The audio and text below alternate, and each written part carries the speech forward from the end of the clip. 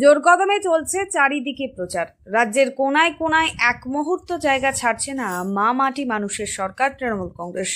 ঠিক এরই মাঝে হুগলি জেলার পুরসুরা অঞ্চলে তৃণমূল কংগ্রেসের মনোনীত প্রার্থী তথা মাননীয় মুখ্যমন্ত্রী মমতা বন্দ্যোপাধ্যায়ের স্নেহধন্য এবং যুবরাজ অভিষেক বন্দ্যোপাধ্যায়ের একান্তই কাছের মানুষ পার্থ হাজারির সমর্থনে সুদূর কলকাতা থেকে হাজির হয়েছিলেন স্বনামধন্য অভিনেত্রী তথা সমাজসেবিকা পায়েল মিঠাই সরকার, যার উপস্থিতিতে নেমেছিল অসংখ্য মানুষের ঢল।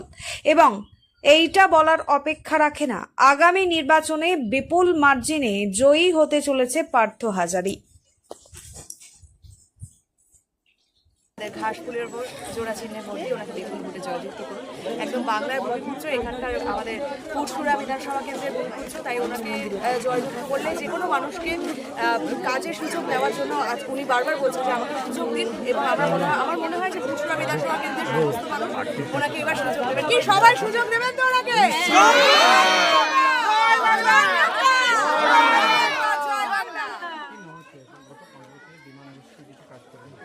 বাংলার মানুষ বোকা নয়।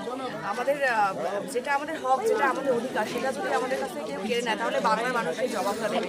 আর এখানে যেভাবে জয়ধ্বনি উঠেছে, এটা সবাই মিলে আরো একবার বলুন তো।